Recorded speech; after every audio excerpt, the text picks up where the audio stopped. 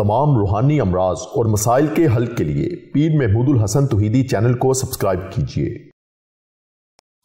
बिस्मिल्लाहिर्रहमानिर्रहीम। अल्हम्दुलिल्लाहि वहदा वस्सलातु वस्सलामु अला मन ला नबिय्य बअदा वला रसूल बअदहु वला मासूम बअदा अम्मा बाद। मोहतरम भाइयों और बहनों, अस्सलामु अलैकुम वरहमतुल्लाहि वबरकातुहू। अगर आप टॉवल या तौलिया इस्तेमाल करते हैं, आप टूथपेस्ट और टूथब्रश इस्तेमाल करते हैं, अगर आप स्लीपिंग सूट पहनते हैं, रात को सोने वाला सूट पहनते हैं, नाइटी पहनते हैं, तो ये बहुत अहम वीडियो है। इसको ज़रूर देखिए और पूरी बात को सुनिए, सोचिए और समझिए, क्योंकि हमारा ज़िंदगी का यही मिशन है कि अल्लाह रब्बुल इज़्ज़त हमें अपने बंदों की हदायत और शिफा का ज़रिया बना दे। मेरे आका अलैहिस्सलातु वस्सलाम की उम्मत के लिए जो जो चीज़ें हैं हमारे इल्म के अंदर हैं, तजर्बात के अंदर हैं, मुशाहदात के अंदर हैं, हमारी वो कोशिश है कि वो उम्मत तक पहुँचाई जाए और मेरे आका अलैहिस्सलातु वस्सलाम की उम्मत की इस्लाह की नीयत से इस्लाह की कोशिश की जाए और अल्लाह ताला हमारे इस टूटे फूटे अमल को कबूल फरमाए। बहुत सारी ऐसी चीज़ें हैं, बहुत सारे ऐसे मामलात हैं। हमारी चूँकि रूहानी जिस्मानी इलाज मुआलजे के हवाले से जो इतने साल की प्रैक्टिस है, उसमें अल्लाह रब्बुल इज़्ज़त ने जो हमें टूटा फूटा इल्म अता फरमाया, जो हमारा तजर्बा है, एक्सपीरियंस है, और फिर उसमें कुछ मुशाहदात हैं और कुछ ऐसी चीज़ें होती हैं कि जो रोज़मर्रा इंसान के ऊपर अल्लाह रब्बुल इज़्ज़त के फजल व करम के साथ मुनकशिफ होती हैं, खुलती चली जाती हैं। तो बहुत सारे ऐसे लोग हैं कि जिनको हमने देखा कि उनके ऊपर ऐसे ऐसे शैतानी असरात हैं कि ना वो जादू के ज़रिए से हैं, ना वो आम कोई जिन्नात के साए और असेब के ज़रिए से हैं, ना ही वो कोई नज़र बद के असरात हैं, ना ही वो कोई हसद के असरात हैं, लेकिन ऐसी नहूसतें, ऐसी खबासतें ज़िंदगियों के अंदर शामिल हैं कि इंसान हैरान रह जाता है कि इस बंदे को है क्या। बहुत सारे ऐसे वाक़यात हैं, बहुत सारी ऐसी चीज़ें हैं। एक बहुत बड़े डॉक्टर मेरे पास तशरीफ़ लाए कुछ महीने पहले का वाक़या ही है। बहुत पढ़े लिखे आदमी थे, बहुत हाई क्वालिफाइड, और उन्होंने फिर ग्रेजुएशन के बाद उन्होंने फिर स्पेशलाइजेशन बहुत की हुई थी कई शोबों के अंदर, और मुझे कहने लगे कि काफ़ी साल हो गए मैंने नमाज नहीं पढ़ी। मैं बड़ा हैरान हुआ उनकी बात सुन के। कहते लेकिन मुझे विर्द वजीफ़ा करने का बहुत शौक़ है, मैं औराद व वज़ाइफ करता हूँ, आपके मैं कुछ वीडियोस वगैरह मैंने देखी हैं और इस तरह मैंने कुछ आपके अमल किए हैं, मुझे फ़ायदा भी हुआ है। तो मैंने उन्हें सवाल किया कि आप नमाज क्यों नहीं पढ़ते? कहते पता नहीं, मुझसे नमाज नहीं पढ़ी जाती, मेरा दिल नहीं चाहता, मुझे तौफीक नहीं है। तो मैंने कहा प्रैक्टिस? कहते मेरी गवर्नमेंट जॉब भी है हॉस्पिटल में और प्राइवेट क्लिनिक भी है, प्रैक्टिस भी मैं कर रहा हूँ, मरीज़ भी देखता हूँ, और अपना वो सर्जन भी थे और काम भी कर रहे हैं अपना। तो मैंने उन्हें कहा कि आप मुझे ये बताएं कि आप नाइटी पहनते हैं रात को?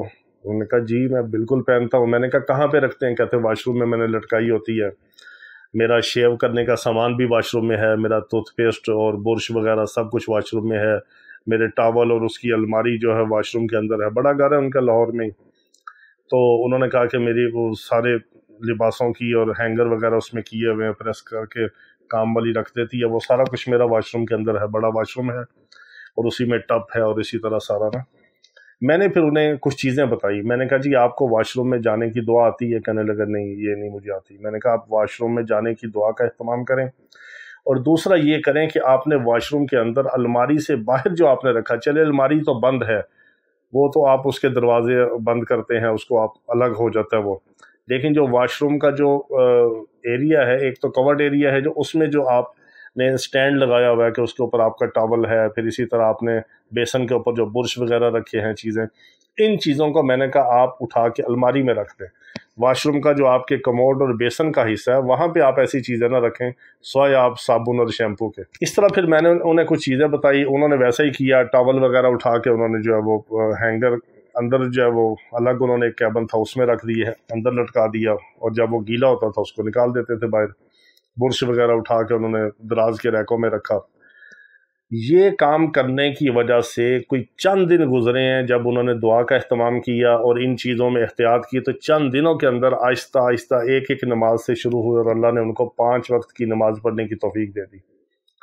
अब वो माशाल्लाह बड़े खुश हैं, नमाजें भी पढ़ते हैं, पढ़ाइयाँ भी करते हैं, मेरी वीडियोस भी देखते हैं, अमाल भी करते हैं और हमारे लिए दुआ भी करते हैं। तो ये ऐसी चीज़ें हैं। देखें सबसे अहम बात यह है कि जो शरीयत मुतहरा ने हमें जो हुक्म दिया है कि वाशरूम में जाते हुए हम जो दुआ पढ़ते हैं, अल्लाहुम्मा इन्नी औज़ु बिका मिनल खुब्सी वल खबाइस, اس سے یہ پتہ چلا کہ واش روم کے حصے میں یہ سارے جو ناپاکی کا ایریا ہے، گندگی کا حصہ ہے، جو یہاں پر خبیث قسم کی ارواح ہیں اور خبیث قسم کی جنات اور جننیاں ہیں، اور ایسی ان کی پوری فیملیاں ہوتی ہیں جن سے تحفظ اور بچاؤ کے لیے شریعت مطہرہ نے اور میرے آقا علیہ السلام نے ہمیں دعا سکھائی اور دعا کا اہتمام کروایا۔ اور پھر جب آپ واش روم کو استعمال کرتے ہیں تو آپ دیکھتے ہیں ایگزاسٹ بھی چلتا ہے، پھر بھی واش روم میں اسمیل ہوتی ہے۔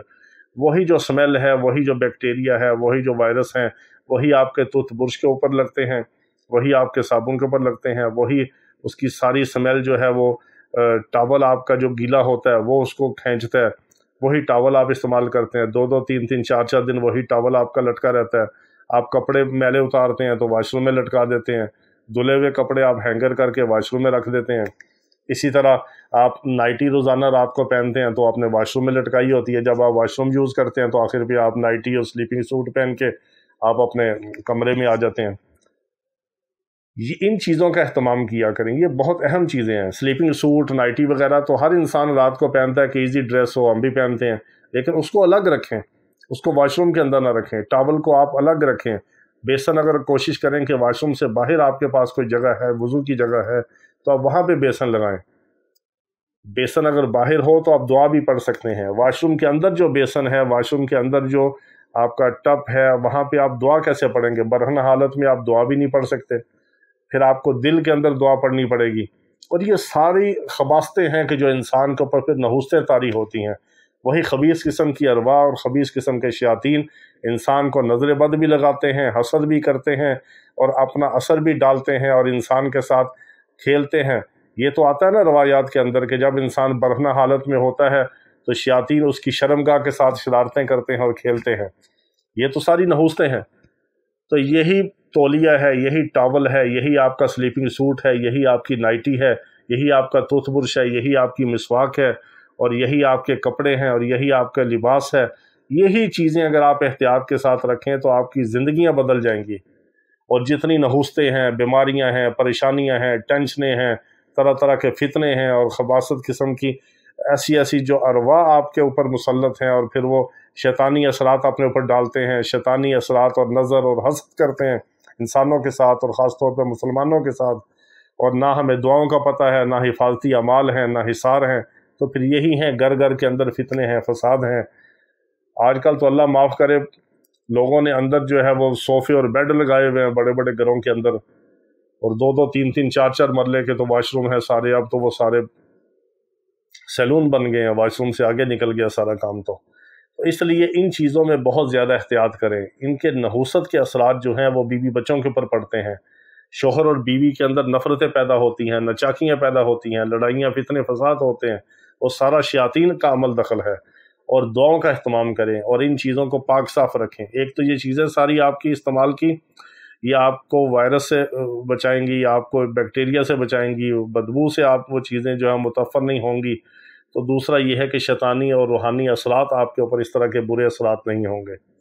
اللہ رب العزت ہمیں ہر قسم کے شر سے، فتنے سے، برائیوں سے، بدکاریوں سے ہماری حفاظت فرمائے۔ وآخر دعوانا الحمدللہ رب العالمین۔